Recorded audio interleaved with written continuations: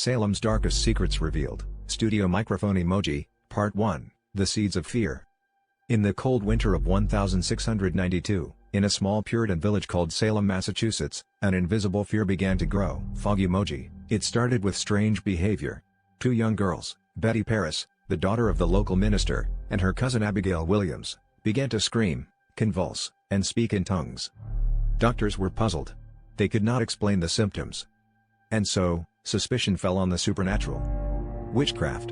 Eye emoji. In a deeply religious society, where the devil was believed to be a constant threat, the idea of witches working for Satan was not only accepted, it was feared. Soon, the accusations began. The girls claimed they were being tormented by witches.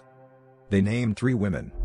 One of them was Tituba, an enslaved woman of Caribbean origin who worked in Reverend Paris's household. Under intense pressure and possible abuse, Tituba confessed. But her confession wasn't simple. She claimed there were other witches hiding in the village. This lit a spark, and the flame spread quickly. Fire emoji. Panic consumed Salem. Neighbors turned on each other.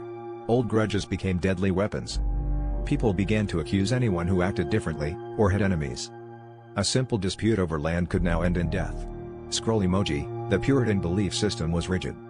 They believed that the devil could enter a person's body, and use them to harm others. Dreams, visions, and spectral evidence, meaning, claims of seeing someone's spirit in a dream, were considered valid in court. This meant that if someone said, "I saw your ghost pinching me," it could be enough to send you to jail. It was a terrifying time.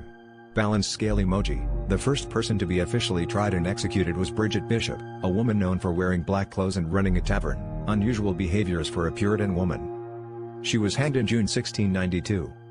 But she would not be the last. By the summer, the number of accusations had skyrocketed. Courts were overwhelmed. Judges relied more and more on spectral evidence, and on the words of the so-called afflicted girls. Even those who were respected in the community were not safe. Anyone could be a suspect. Broken heart emoji. Families were torn apart. Friends betrayed one another. Prisons filled with people, young and old, rich and poor. Many confessed just to avoid execution. But even confessions were not always enough to save them. Candle emoji. Behind the hysteria were deeper tensions. Salem was a divided village, split between rich and poor, farmers and merchants, old families and new settlers. Religious tension, fear of Native American attacks, and economic hardship all helped fuel the panic.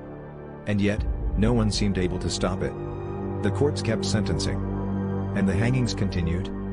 But eventually, the tide would begin to turn. Not because the girls stopped accusing, but because the fear reached too far.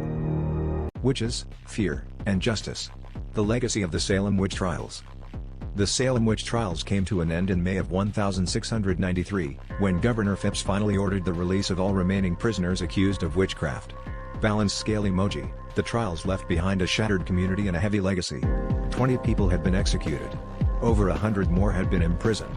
Many families lost loved ones, reputations, and property. The social fabric of Salem village would never be the same.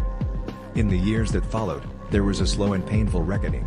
Some of the judges, including Samuel Sewell, publicly admitted their mistakes. He stood in front of his church congregation in 1697, asking for God's forgiveness. Scroll emoji. That same year, a day of official humiliation was declared in Massachusetts. It was meant for fasting and prayer, to acknowledge the injustice done. The colonial government began offering compensation to the families of the victims. But the scars ran deep, and no amount of money could undo what had been done. Eye emoji. Historians and scholars have spent centuries analyzing the causes behind the Salem witch trials. Some point to religious fanaticism.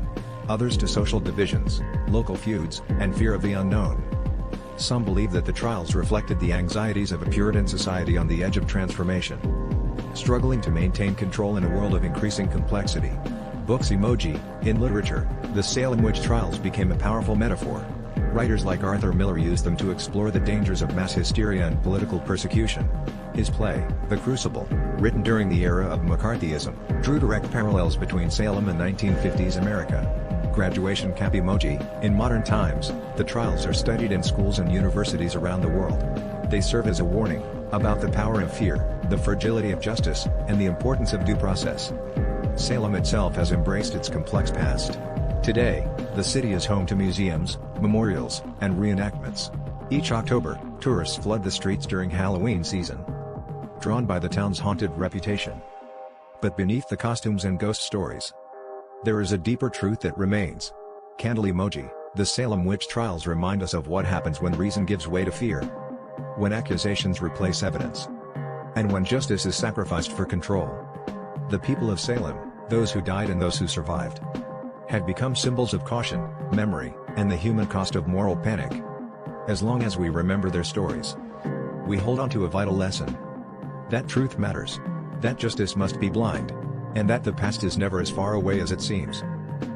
Salem's darkest hour. The trials begin. The year was 1692. Salem village was gripped by fear. The accusations of witchcraft spread quickly. First it was the girl's caretaker, Tituba. Then came Sarah Good, a homeless beggar.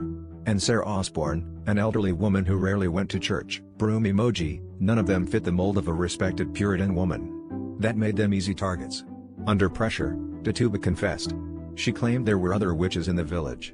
And just like that, a wildfire of accusations began. More and more names were brought forward. People began accusing neighbors, rivals, and even family members. Balanced scale emoji. The courts were overwhelmed. The colonial government created a special court, the Court of Voir Intermine, meaning to hear and determine. It was led by Judge William Stoughton, a man determined to root out evil, no matter the cost.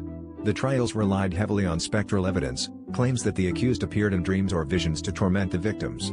This type of evidence couldn't be proven or disproven, but it was accepted in court. One of the first to be tried was Bridget Bishop. She was known for dressing differently, speaking her mind, and owning a tavern. Axe emoji. She was found guilty. On June 10, 1692, she was hanged. The message was clear: anyone could be next. Over the following months, the executions continued. 19 people were hanged on Gallows Hill. One man, Giles Corey, was pressed to death with heavy stones, refusing to plead guilty or innocent. He kept repeating two words: more weight. I emoji. Fear and suspicion consumed the town. Even those who questioned the trials risked being accused themselves. Some tried to save their lives by confessing. Others refused, even if it meant death. One of the most heartbreaking stories was that of Rebecca Nurse, a respected, elderly woman known for her kindness. Despite public support, she was found guilty. She was hanged in July. Families were torn apart. Children were jailed. Cattle wandered fields unattended as farms were abandoned. Salem was unraveling. Scroll emoji. But by the fall of 1692, doubts began to grow. Prominent ministers, like Increase Mather, warned against using spectral evidence. He said, "It were better that 10 suspected witches should escape than one innocent person be condemned." The governor, William Phips, listened. He disbanded the special court in October. A new court was created, and this time, spectral evidence was no longer allowed. Many of the remaining prisoners were acquitted or released. But the damage had already been done.